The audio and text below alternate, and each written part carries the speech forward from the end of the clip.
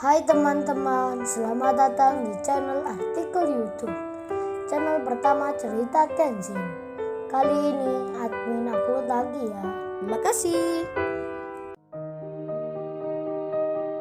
Kisah pemuda kaya, anak bos besar, pemilik 73 perusahaan, yang menjadi cleaning service. Episode 709, Kenshin dan Kaori yang akan keluar sekolahan. Tiba-tiba dihentikan oleh Maya dan Anggun. Mereka itu langsung bilang, "Tunggu-tunggu, kita mau bicara." Kenshin dan Kaori pun melihatnya. Pak Oseng dan teman bisnisnya pun sama. Kemudian Maya berkata ke Kenshin, "Oh ya mas, jangan pergi dulu. Saya mau ada perlunya." Anggun pun juga sama. Langsung pula bicara, "Oh ya, saya dan Maya ini tak ada hubungannya dengan pemalsuan surat di sini. Tak ada hubungannya dengan penyuapan oknum polisi. Coba saja dilihat di video yang direkam warga. Dan tanya pula pada mereka, apa ada saya di rekaman itu? Kita ini hanya berinvestasi. Saya kira sudah aman semua. Karena ada surat resminya. Jadi jangan ikutkan kita dalam masalah ini. Sebab saya dan Maya tak tahu hal itu. Ini saya minta tolong katakan pada pengacara dan para warga. Agar kita berdua tak ikut dituntut. Kita tak mau berurusan dengan polisi. Apalagi sampai ada di penjara. Saya juga korban penipuan dari proyek ini. Sudah banyak keluar uang tapi malah merugi. Jadi masnya tolong sampaikan apa yang kita pesankan. Kasihan keluarga di rumah nanti. Bisa kaget semua, kalau kita masuk berita." Maya dan Anggun terlihat jelas di wajahnya. Rasa khawatir dan ketakutan yang akan dihadapinya. Karena melihat dan mendengar sendiri, Pak Oseng serta relasi bisnis lainnya. Bekerja sama dengan oknum polisi. Bekerja sama dengan Pak RT, Pak RW, Pak Camat dan Lurah. Untuk memalsukan surat tanah sekolah. Maya dan Anggun pun lalu bicara dengan Kenshin. Meminta tolong pada Kenshin. Padahal sebelumnya tadi, mereka sangat menghina. Tapi karena kondisinya darurat, rasa malu pun tak dihiraukan. Kenshin kemudian menjawabnya, "Tapi saya kan hanya orang biasa. Kerjaku juga cleaning service. HP ku tadi juga HP yang lama. Kan mbak berdua ini juga melihatnya. Kalau aku di luar naik angkutan tua, terus apa yang bisa aku bantu ke mbaknya? Sedang aku dan istriku ini hanya pekerja biasa. Sudah ya mbak, maaf, kita akan kembali melanjutkan perjalanan. Jadi minta tolong pada teman-temannya saja. Itu kan mereka seorang pengusaha semua. Pasti bisa menolong mbaknya berdua ini." Kenshin kemudian bilang ke Kaori, "Ayo Kaori, kita keluar. Karena lagi ditunggu Rena." Maya pun langsung bicara, "Tunggu-tunggu mas, jangan begitu. Aku minta maaf pada mas dan mbaknya. Karena tadi sudah menghina. Aku benar-benar menyesal sekarang. Jadi tolong bantu kita. Nggak ada lagi yang bisa menolong kita kalau tidak mas ini. Pasti kalau di kantor polisi nanti, kita akan masuk penjara. Jadi sebelum itu terjadi, aku mohon sekali, mas ini katakan pada Bang Hotman dan pengacara lainnya. Serta bilangkan pula pada Pak Jenderal Polisi, agar tak membawa kami ke jalur hukum. Aku dan Anggun ini tidak bersalah. Apa nggak kasihan masnya dengan kami? Kami ini seorang wanita, kita dijebak dalam proyek ini." Anggun dan Maya menangis. Kaori pun bilang ke Kenshin, "Udah saya tolong aja mereka ini. Kalau benar mereka tidak bersalah, kasihan juga nanti masuk penjara." Kenshin pun berkata, "Jangan begitu Kaori. Mereka kan pengusaha, punya pengacara yang akan membela.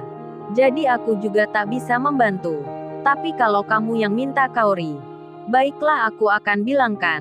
Kenshin kemudian bicara pada Maya dan Anggun, "Oh ya mbak, oke, aku akan membantu mbaknya. Tapi ada syaratnya. Mbaknya harus minta maaf ke guru-guru sekolah yang di sini. Minta maaf pula pada warga yang di luar. Itu mereka lagi berdiri di depan sekolah. Baru setelah itu aku bilangkan apa yang mbaknya minta." Maya dan Anggun pun langsung mengiyakan. "Baik-baik mas, kita akan lakukan."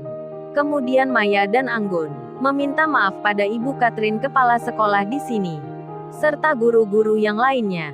Ibu Katrin pun lalu bilang ke Kaori, "Kaori, baiknya kamu jangan langsung pergi. Tapi di sini dulu. Kan sekolah ini lagi ada lomba. Ajak suamimu Kaori makan-makan." Kita foto-foto dahulu. Apa kamu nggak ingin foto bersama gurumu? Kaori pun langsung bilang, iya Ibu Catherine. Kaori hampir lupa ini. Dan Kaori bicara ke Kenshin. Say, ayo kita foto bersama guruku. Kenshin pun mengiyakan. Baik Kaori, ayo deh kalau gitu. Sedang Bang Hotman pun nampak kewalahan. Murid-murid sekolah juga meminta foto bersamanya. Begitu pula dengan para warga, yang ingin melihat Bang Hotman dari dekat. Jadinya Bang Hotman pun tak bisa menghindar. Tak bisa beranjak kemana-mana. Pak Oseng dan semua mitra bisnisnya pun sekarang menjadi menyesal.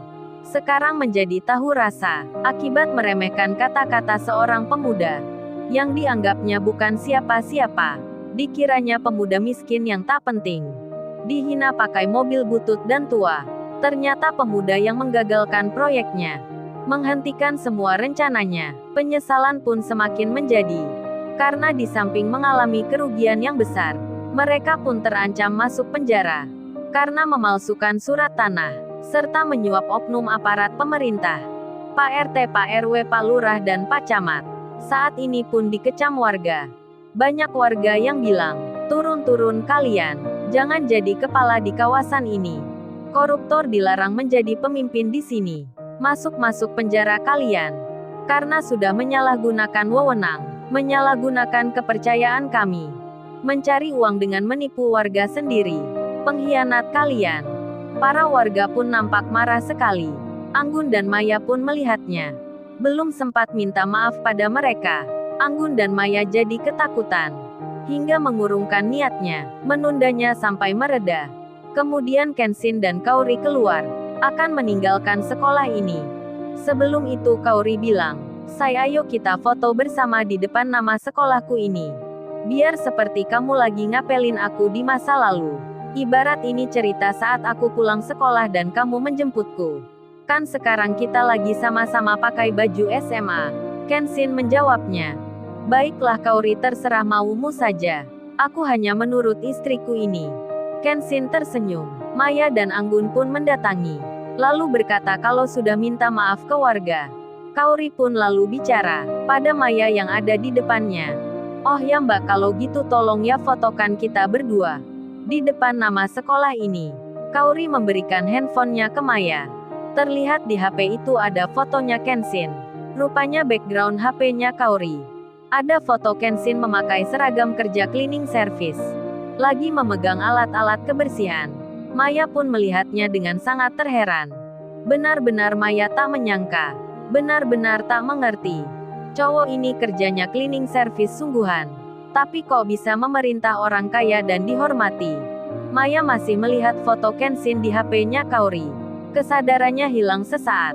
Sampai lupa diri dibuatnya. Sebab Maya melihat foto Kenshin sambil bertanya di benaknya.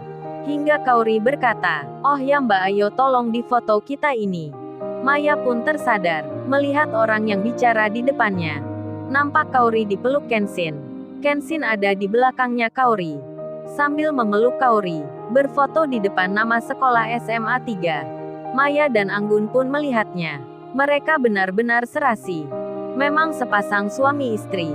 Keduanya pun belum mengerti akan siapa sebenarnya Kenshin. Hingga setelah memfoto Kenshin dan Kaori beberapa kali, Maya pun nekat bertanya pada Kaori.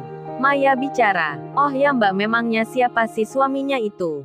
Kok di foto yang ada di HP-nya, Mas itu kerjanya cleaning service. Tapi dia kok dipanggil Tuan Muda. Menjadi pimpinan mega proyek yang besar pula. Aku dan Anggun ini tak mengerti. Ingin tahu Mbak, memangnya suaminya itu siapa ya? Kaori tersenyum lalu menjawabnya. Kan tadi Mbak berdua sudah mendengar sendiri. Kalau suamiku kerjanya cleaning service. Di HP ini pun ada fotonya. Jadi ya itu, Kenshin suamiku itu, bukan siapa-siapa. Kaori tak mau menjelaskan, kalau Kenshin anaknya bos besar, yang punya banyak perusahaan, yang bernama Pak Bill Gates. Setelah itu Kaori berjalan menghampiri Kenshin, yang lagi bicara dengan beberapa warga, didampingi Pak Tikno dan Tuan Sasaki, serta beberapa bos kontraktor lainnya. Sedang Maya dan Anggun masih belum tahu jawabannya akan apa yang ditanyakannya. Kemudian Kaori dan Kenshin sudah naik angkutan tua, berjalan pelan-pelan meninggalkan sekolah. Para warga pun melambaikan tangannya, lain dengan Pak Oseng dan semua relasi bisnisnya. Mereka tak bisa keluar dengan tenang, tak bisa meninggalkan tempat ini. Karena dihadang warga, menunggu polisi datang. Hanya Maya dan Anggun yang selamat. Maya dan Anggun pun lalu mendapat cerita dari salah satu pegawai proyek yang berhenti bekerja. Seorang laki-laki berkata, beruntung bak keduanya ini. Barusan tadi, Tuan Muda Kenshin yang meminta, yang bilang pada perwakilan warga, agar kedua mbaknya ini jangan diganggu, jangan sampai dihadang. Kalau tidak mbaknya tak bisa keluar dari sini, harus ikut ke kantor polisi. Maya dan Anggun pun kaget jadinya. Ternyata cowok itu tadi menyelamatkan dirinya. Maya pun langsung bertanya, oh ya Pak, memangnya Bapak tahu ya siapa Tuan Muda itu? Memangnya siapa sih dia? Kok Bapak memanggilnya Tuan Muda? Pegawai proyek itu pun akan menjawabnya. Tapi mobil-mobil polisi sudah tiba. Hingga jawaban itu tertunda, tak jadi dikatakan. Karena semua orang melihat Pak Oseng, Pak Thohir, Pak Hartanto, serta para bos lainnya dibawa polisi satu persatu. Termasuk oknum polisi yang mengawal mereka pun ditangkap. Pak RT, Pak RW, Pak Lurah dan Camat pun dibawa ikut serta. Para warga pun bersorak gembira akan kebebasan rumah-rumahnya. Sedang Maya dan Anggun pun bersyukur tak ikut bersama relasi bisnisnya yang dibawa ke kantor polisi. Meskipun demikian, sosok siapa Kenshin masih belum terungkap. Maya dan Anggun pun belum tahu jawabnya, hingga masalah sekolahnya Kaori selesai. Kenshin dan Kaori pun akhirnya kini tiba di restorannya Rena. Si Rena pun terkejut melihatnya, melihat angkutan lama yang masuk di tempatnya. Ternyata ada Kenshin. Rena langsung keluar menyambutnya. Lalu, bagaimana kisah selanjutnya? Subscribe channel ini untuk episode berikutnya. Terima kasih.